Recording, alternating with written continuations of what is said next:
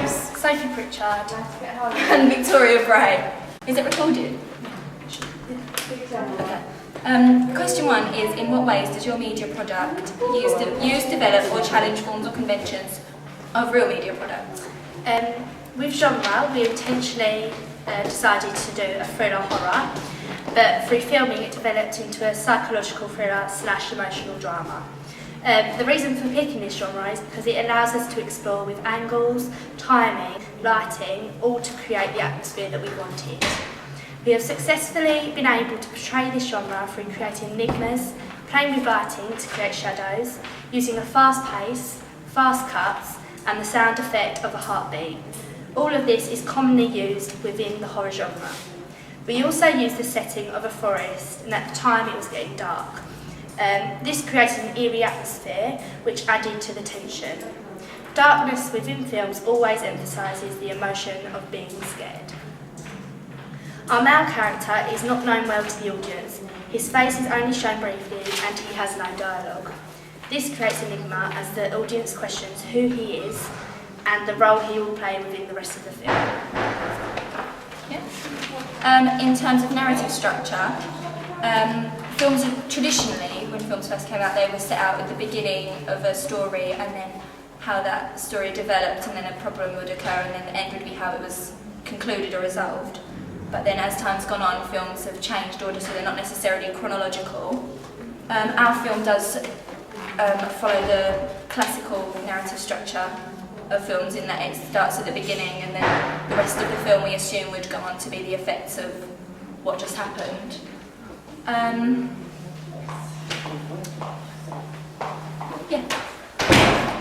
With character roles, we had 2 protagonists, a victim and a killer. We built up the character of the victim so that the audience can connect and empathise when she dies, and the killer is dehumanised as we don't see him often. Our film follows the typical format of a filming. This is because we build up characters and characteristics. We establish a setting and develop a situation which people can't relate to, which it makes it a horror. In terms of style, and with our soundtrack, the music, the first piece of music connects the victim and the killer to one situation, which then develops a relationship there. The music is also used to evoke emotions and connect characters. The use of the heartbeat creates a pace and a lot of tension within the opening. The dialogue, we initially didn't want to use any dialogue within our opening because we thought that would be more effective, but then we realised if we wanted to develop a character, we would have had to use dialogue so the audience would then empathise with that character. With pace, overall there is a fast pace to the opening of the film due to tempo, music and the use of straight cuts. However, there are aspects of the film which are of slow pace to create contrast and tension.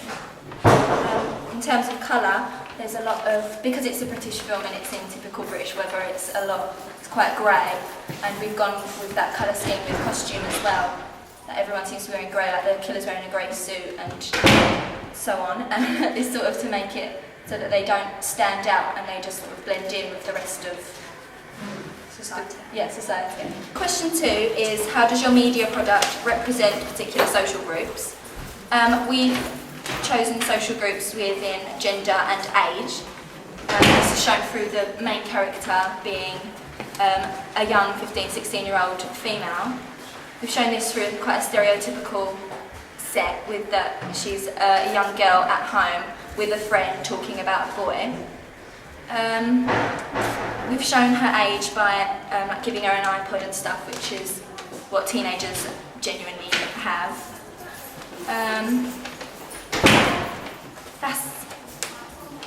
We've used her dress sense as bland within grey monotones, but it's still modern because it's like leggings and a cardigan as well as Uggs, which are very youthful as well. Question 3 is, what kind of media institution might distribute your media product and why? The media institution that could possibly distribute our film would be Lionsgate. The reason why we chose this media institution is because it is a very successful independent film distribution company, and because of this our film would be seen as reliable, as in that it would entertain the audience by coming from such a popular, successful distributor as Lionsgate. Lionsgate has distributed many film genres of films, including horrors and thrillers, such as a film called Crash, which is relevant to our theme, as the film also includes a car crash. I think that film would fit well with this distributor. Question 4 is, what would be the audience for your media product? For our media product, we wanted our film to be aimed at an audience from 15 up to the age of 35. The reason for this is because we feel that even though it is a horror thriller, it does not contain any gory scenes, and this can sometimes come across as more scary. So therefore, our age of our audience is young adults. The gender of our audience will be mixed, being males and females. This is because the film can be enjoyed by both genders, as it is not heavily masculine or feminine and one-sided. It is in between. We didn't specify a nationality for our film because we believe it would be watched by all nationalities. However, the fact that it is a British film would most likely attract more British audiences. Overall, the film is aimed at a mass audience, as there are no real restrictions for what kind of people would watch our film. Question 5. How did you address your audience? Well, our audience is of older teenagers and above. We chose this because most people would understand the term hit and run, as it's a well-known phrase and they know exactly what it consists of. Also, that we thought that this audience would rather be thrilled, scared, as well as entertained, but also challenged, because they would want to, because it's a psychological thriller, they'd want to try and figure out or understand things before they happen, or they're explained. It sort of keeps them guessing. Also, the film sort of teaches a lesson in that there's consequences to the things that you do, and you can't just drive away and forget about them, they follow you.